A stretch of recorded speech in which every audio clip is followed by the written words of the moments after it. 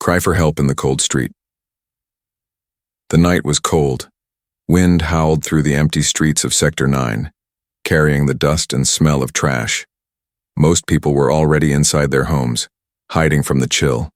Neon lights flickered on broken signboards. A city full of noise in the day now felt like a graveyard.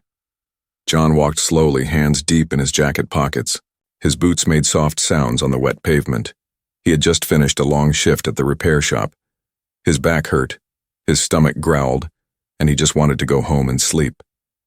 But something stopped him. A sound. Very soft. Almost like a whisper. He turned his head and listened. It came again, broken, weak, and full of pain. "Please, on food." John walked toward the sound. Behind a trash bin under a broken shelter, he saw her, an alien woman.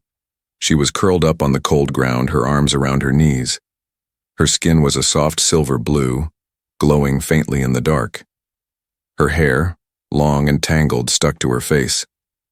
Her eyes, large glowing violet, were full of tears. Her lips were cracked, her dress was torn. She looked more like a shadow than a person. John stepped closer. "Hey, are you okay?" The alien woman looked up, scared. She tried to speak, but only a dry cough came out. Then she whispered again, "I'm hungry." People had walked by earlier. Some looked at her and laughed. Some said, "Filthy outsider." Others ignored her like she didn't exist. But John didn't walk away. He knelt beside her. "What's your name?"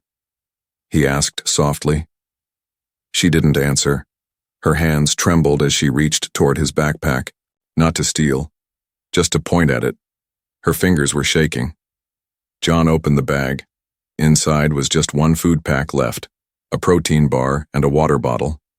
That was his dinner. He stared at it for a second. Then he sighed and gave it to her. She grabbed the water bottle first, spilling a little as she drank. Then she bit into the bar like she hadn't eaten in days. Her hands were still shaking. Her lips quivered. But this time, it wasn't from pain. It was from shock. "You gave it to me?" she said slowly, as if trying to believe it. John nodded. "Yeah, why wouldn't I?" "No one helps me," she whispered. "No one looks at me. They say, I'm not real. Not worth saving." John frowned. "Well, they're wrong." He stood and took off his jacket. She looked confused as he wrapped it around her. It was too big for her thin body, but it gave her some warmth. Her tears fell faster now, but she was quiet. No more begging, no more words, just silent crying. "What's your name?" John asked again. She looked at him for a long time, as if trying to judge if he was lying, or if he was real. "Zyra." He nodded. "Okay, Zyra. I'm John." She said nothing. "Look, you can't stay here. It's freezing. You'll die." Zyra looked down. "Then let me die." John paused. Something in his chest twisted. He'd seen machines break, fall apart. But this was worse. This was a person. Someone who had given up all hope. "I have a small place," he said slowly. "Just a one-room apartment. But it's warm. You can rest there. I won't hurt you." Zyra stared at him again. "Why?" John shrugged. "Because you need help. That's enough reason." For a long moment she didn't move. Then she tried to stand, but her legs gave out. John caught her before she hit the ground. She was lighter than she looked, too light, like a bird with broken wings. He held her, gently, and said, "Let's get you out of here." As they walked through the silent street, Zyra leaned on him. Her body was weak, but her heart was still beating. Every step was heavy, but John didn't stop. Not once. In a world full of cold hearts and closed doors, one human stopped. One man listened, and somewhere deep inside her, for the first time in a long time, Zyra felt safe. But neither of them knew what was coming next. Because the moment she stepped into his home, her presence lit up a forgotten signal, and far across the stars someone noticed. John's apartment was small, dusty, and filled with broken tools. The kind of place no one would ever call beautiful. But tonight, it became a shelter, a lifeline. He pushed the door open with his shoulder, still holding Zaira in his arms. Her body was burning with cold. She didn't speak. She didn't even look around. Her head rested against his chest, barely awake. John gently laid her on his old couch. It creaked under her weight, but she didn't move. He covered her with a warm blanket. Then he turned on the heater. It buzzed loudly, but it worked. She flinched at the sudden warmth and light. "It's okay," John said. "You're safe now." Zaira looked around slowly. Her eyes wandered over the messy table, the flickering ceiling light, the metal parts hanging from the walls. Her voice was faint. "This is your nest?" John blinked. "My what?" "Your nest, like a home." He chuckled a little. "Yeah, I guess you could call it that. Not much, but it's mine." Zaira sat up slightly, pulling the blanket tighter around her shoulders. "It feels real." John brought her some warm soup from a packet and handed it to her. She stared at it, confused. Then she dipped a finger in and licked it. Her eyes widened. "It's hot," she said, "but good." "You've never had soup?" he asked. Zaira shook her head. "My kind eats nutrient blocks. Cold, gray, tasteless." "Well," John said with a smile, "welcome to Earth. We do things with a little more flavor." She gave the smallest smile, just for a second. After dinner, Zaira leaned back and looked at the strange gadgets on the shelves. Broken radios, busted drones, half-finished tools, all stacked carelessly. Her eyes lingered on one thing, a small spherical drone with wires coming out like hair, John noticed. "That one's dead. Tried to fix it last year, gave up." She got up, walked slowly, and reached out. Her fingers hovered just above the device. She closed her eyes. A soft hum filled the room. The sphere twitched. A light blinked on its surface. One wire lifted in the air. John froze. "Wait. What did you do?" Zaira pulled her hand back. The light died instantly. "I'm sorry," she whispered. "I didn't mean to. I can't control it sometimes." John stepped closer. "You fixed it. Without tools." She looked nervous.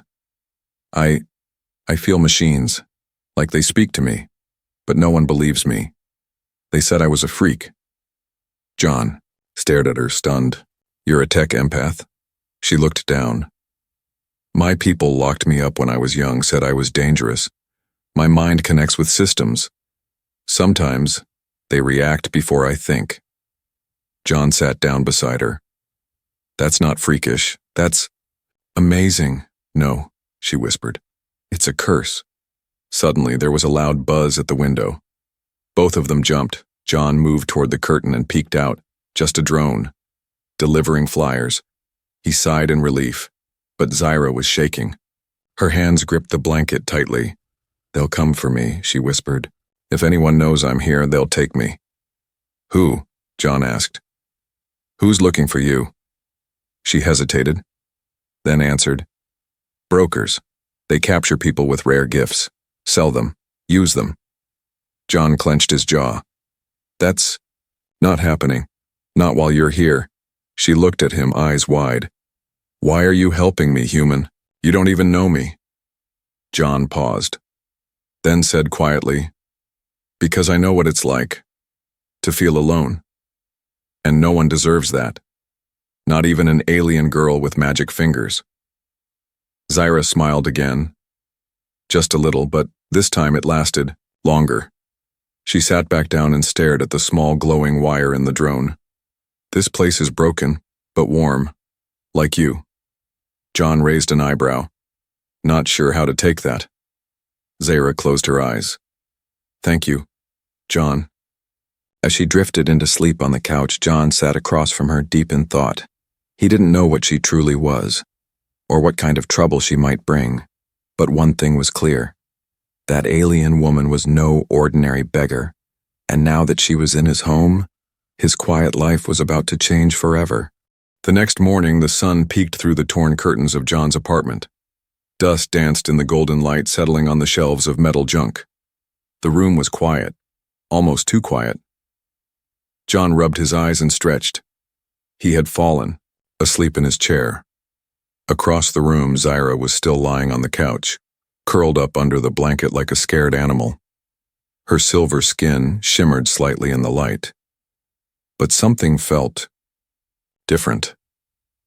A soft hum filled the air. Not from the heater, not from the lights, from her. John blinked. He looked at the broken drone on the table. It was floating. Sparks danced around it like tiny stars. The machine turned slowly in the air, spinning, gently without making a sound. Its broken wires had healed. The blinking light on its core pulsed. Like a heartbeat. John stood up carefully, not wanting to wake Zyra. But before he could speak, the floating drone dropped back onto the table with a soft clink. The hum vanished. Zyra opened her eyes. She knew what he had seen.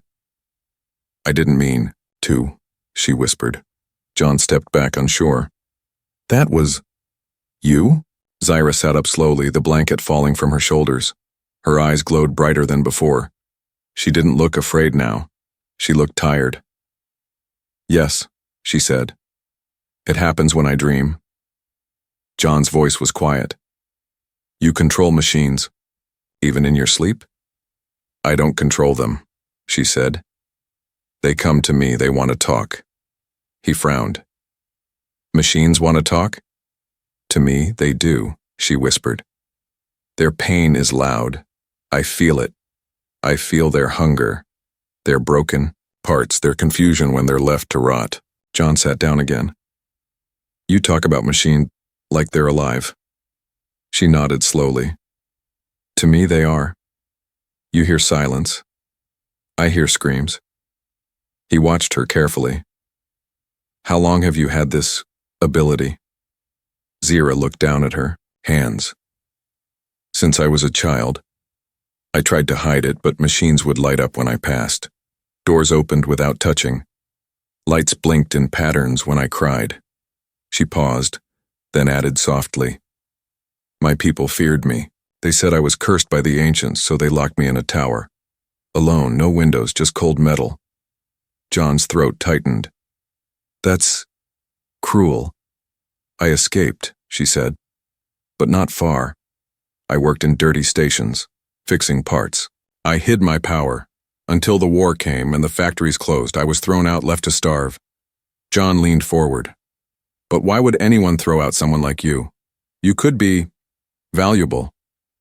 "That's the problem," she said. "To some, I'm a miracle. To others, I'm a weapon." A silence grew between them. Then Zyra looked straight at him. "You saw me in the street. You didn't look at me like a monster. Why?" John looked away for a second, then replied, "Because I saw someone who needed help, that's it. I don't care what you can do." Zyra stared at him, her voice small. "Even now?" He smiled softly. "Even now." A beep interrupted them. John's old communication tablet on the wall buzzed. He got up to check it. Just a news alert. But the headline froze him. "Unknown tech surge. Detected in Sector 9. Authorities investigating source." He turned to Zyra. "They know." She closed her eyes, breathing heavily. "I tried to keep it small. I didn't mean to send out a signal." John quickly shut off all connected devices in the apartment. "You need to stay hidden. Don't touch anything. No power, no machines, okay?" She nodded, trembling slightly. "I'm sorry, I didn't mean to bring danger here." John sat beside her again. "You didn't bring danger. You are the danger, because you're powerful. But you're not evil, Zyra. Don't let anyone make you believe that." Zyra stared at him for a long moment, as if trying to read his soul. Then for the first time she reached out and touched his hand. Her fingers were cold, but her touch was gentle. "Thank you. For seeing me as more than just my power." John looked into her glowing eyes. I see a person, a scared, brilliant, stubborn person who deserves a second chance. But deep inside, he knew this wasn't the end. Someone out there had felt her power, and they were already on their way, 2 sectors away. In a dark control room buried beneath the city's steel surface, alarms buzzed softly. A large monitor blinked, with strange alien symbols. A man in a black coat leaned over the screen. She used her ability, he said calmly. A second figure, taller, with 4 mechanical fingers on each hand, growled. How strong was the pulse? Strong enough to wake up every tracker in this quadrant, the man replied. She's here, Sector 9. After all this time, the tall one whispered, the living core still lives. Back at John's apartment, Zira stood by the window staring at the cloudy sky. The city looked peaceful, but she wasn't fooled. Her senses were burning. They've noticed, she whispered. John looked up from the floor where he was working on a power cell. You sure? Zira nodded. The signal I sent out when I slept. It was like shouting in a silent world. The wrong ears always hear first. John stood. So what do we do? Run? Zira shook her head. They'll follow, no matter where I go. He sighed. Then we hide. I know some old tunnels under the city. No scanners work down there. Used to fix cables there during blackout seasons. But before they could plan more, a sound echoed outside. Metal boots on concrete. Zira's body stiffened. Her eyes glowed faintly. John rushed to the peephole. 2 figures were moving down the alley. Tall, armored, not from Earth. Visitors? Zira asked quietly. John nodded. Unwanted. He grabbed his old tool bag and handed Zira a thin black jacket. Put this on, and stay behind me. They slipped out the back door. The hallway smelled like oil and mold. Rats scattered as they moved quickly, climbing down rusted stairs to the basement level. Above them, a deep voice echoed through the empty halls. Zira, come out. You don't belong to yourself. You belong to us. Zira's breath caught. That voice. She knew it. His name is Krolax, she whispered. He was the first to call me a weapon. John led her into the maintenance tunnels below, the city. It was dark, damp, and filled with old wires, pipes, and dripping leaks. But they were alone, for now. As they walked deeper, Zira touched the wall. Her fingers glowed softly. This metal is old, she said. It remembers pain. War was fought here once. John looked at her. You can feel that too? She nodded. Everything leaves a memory. I just hear it differently. Suddenly a blast shook the tunnel behind them. They've found the entry point, John said. We need to keep moving. But Zira stopped walking. No, I can't keep running forever, she said. They'll hurt others, just to reach me. John turned. Then what do you want to do? She closed her eyes. I want to show them. I'm not weak. John placed his hand on her shoulder. Then we fight, but smartly. Zira looked down the tunnel, her voice calm. There's an old power station under this street. If I connect to it, I can create a feedback loop. Shut down their weapons. But it'll expose your location again, John said. Zira smiled faintly. They already know I'm here. Just then, heavy footsteps echoed again. This time, closer. John grabbed her hand. Let's go. Minutes later, they reached the underground power station. It was dusty and dark, with old consoles and flickering lights. Zira placed her hands on a control panel. Sparks danced across her skin. Her hair floated around her like she was underwater. Machines responded instantly. Old fans roared to life. Screens blinked awake. Energy hummed around her. Then she screamed, not in fear, but with power. A bright wave of light exploded outward, knocking out security systems across the district. Cameras went dark. Drones dropped from the sky. Up above, the 2 hunters paused. She's awakening, said the tall one. No, the man in the coat replied. She's warning us. Back below, Zira dropped to her knees. John caught her. "Are you okay?" She nodded weakly. "I gave them a message. I'm not running anymore." John looked at her. This girl who once begged for food on the street, now shaking the ground with her power. But the war was only just beginning, and Zira wasn't just fighting to survive anymore. She was fighting to be free. The lights above flickered and died. Silence filled the underground station. Only the sound of Zira's heavy breathing remained.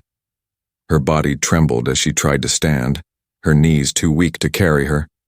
John held her tight. "You did it. You shut them down." She nodded slowly. "But not for long. They'll reset. They always do." Above them, the sky turned red as alarm drones rebooted. A low rumble shook the old pipes in the tunnel ceiling. The enemy wasn't done. "They're coming again," Zira whispered. "With reinforcements." John looked around the broken room.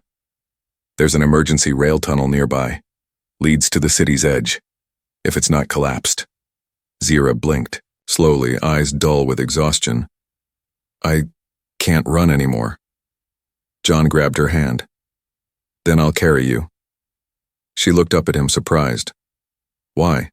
"Because you're not just some machine whisperer," he said, lifting her into his arms. "You're my friend now, and I don't leave friends behind." Zira rested her head on his shoulder. "You're strange, human." "Yeah," he grinned. "I get that a lot."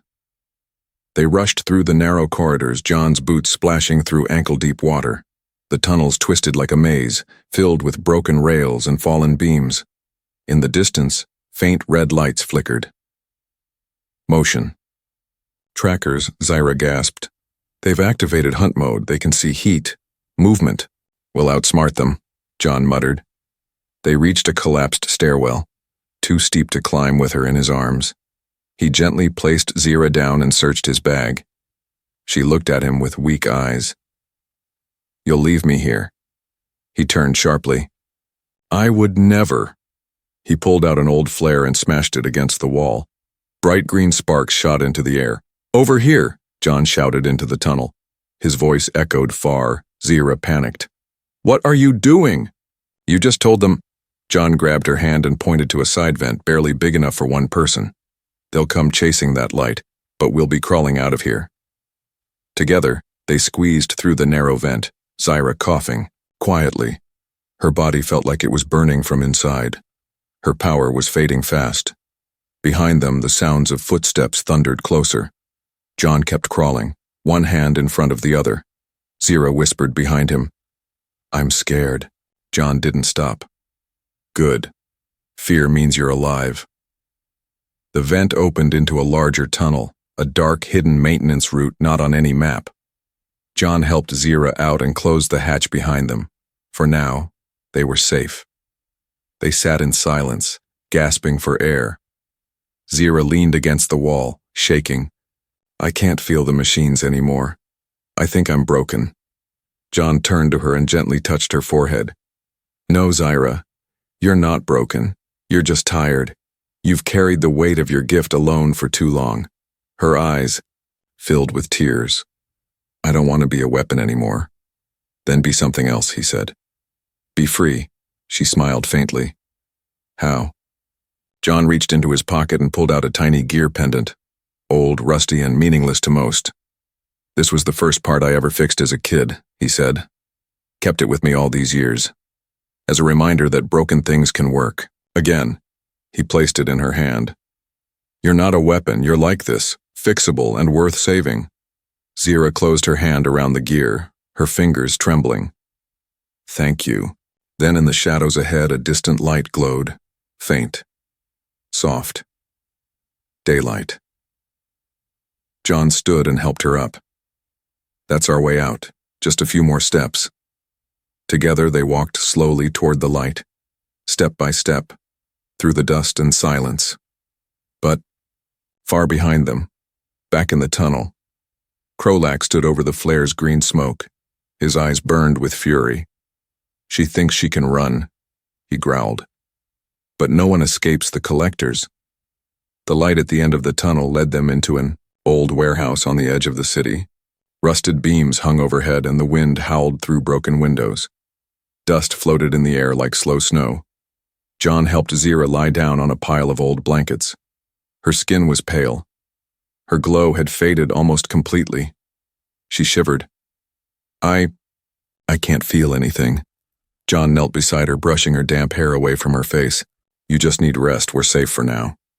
No, she whispered. He's coming. I can hear him. In the machines, in the wires. John frowned. Krolax? She nodded weakly. He's close, and he's angry. John stood and checked. His gear. He had nothing left. No weapons, no tricks, just broken tools, and a dying friend. Suddenly, the air changed. The lights in the warehouse flickered and died. Then, a cold voice echoed from the shadows. You were always meant to be property, Zira, not a person. John turned around. Krolax stepped forward through the broken wall, tall, armored, eyes like molten iron.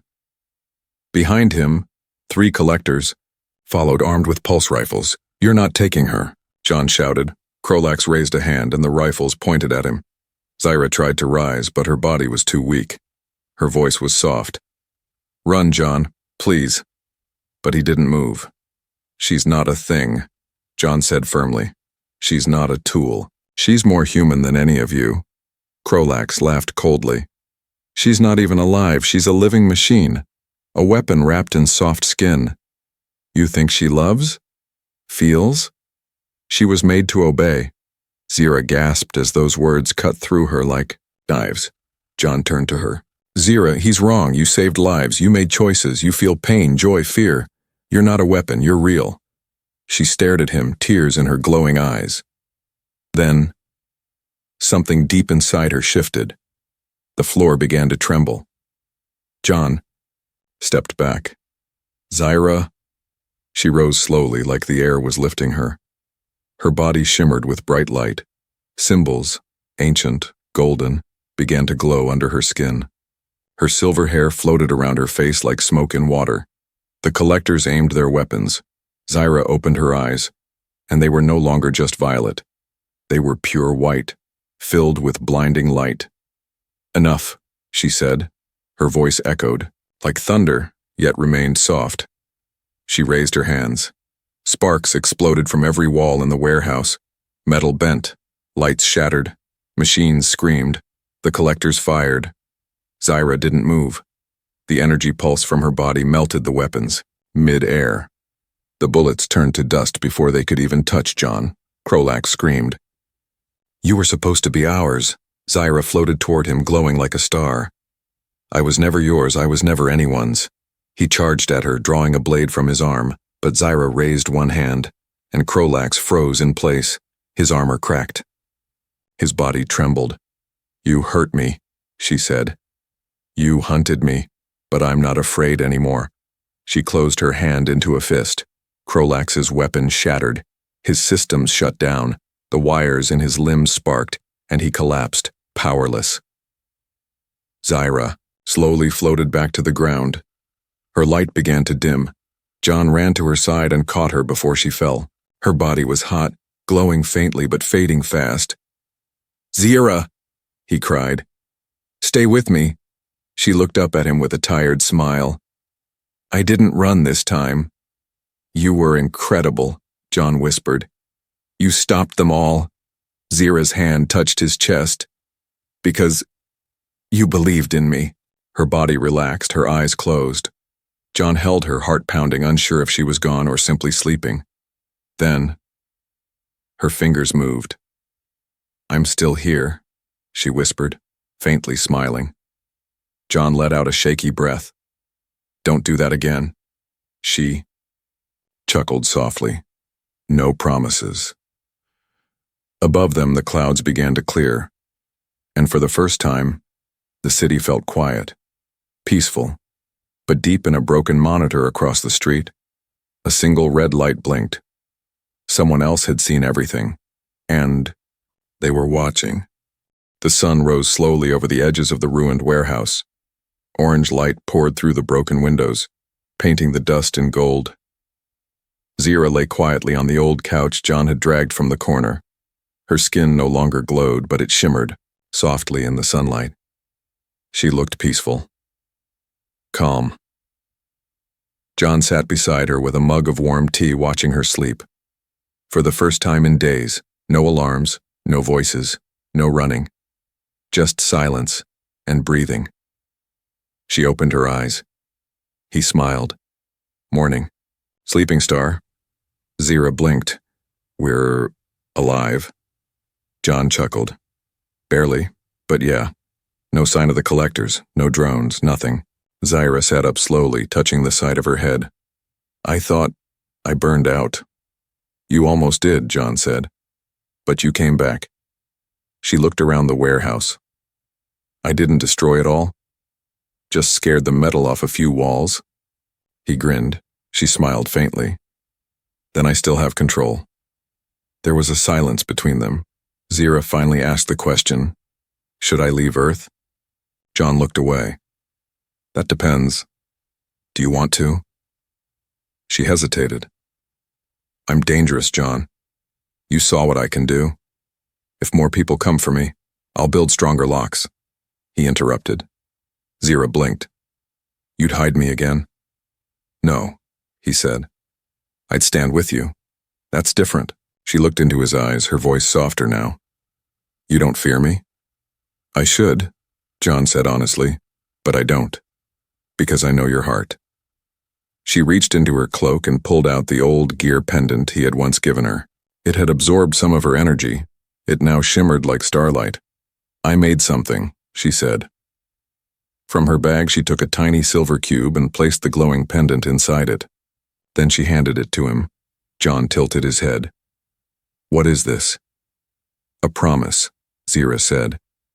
That no matter where I go, I'll always find my way back to you. And if you're ever in danger, press the sides. I'll hear it. John stared at the cube. You built a beacon for me? No, she said with a smile. I built a bond. She stood up, slowly but stronger than before. There's a ship that landed in the forest ruins 3 days ago. I can fix it. It can take me anywhere. John nodded quietly. Then you should go. She took a step toward the door, then stopped. I saw many stars from my world, she whispered. But none of them felt warm like your tiny home. No blanket, no soup, no tool bag ever made me feel real until you did. John smiled. You're more than real now. Zira turned. I've been running my whole life, running from fear, from people, from myself. She paused. Maybe it's time I stop. He took a deep breath. So, you'll stay? Zira stepped forward. If you'll have me, not as a guest, not as a weapon, but as a partner. John held out his hand. Only if we fix things together. She placed her hand in his. The dusty warehouse wasn't much, but it held the beginnings of something new. Months later, John's garage had a new name. Starlight Repairs. Machines lined the walls, some Earth-made, some alien. A glowing sign above the door read, We fix what others abandon. Zira stood beside John, wearing overalls and holding a glowing tool. Her silver skin was brighter now, her smile wider. Her hair was tied up with copper wire. A young boy from the neighborhood brought a broken hover bike. Zira knelt beside it, touched it gently, and smiled. Hello, little machine, she whispered. Let's fix you.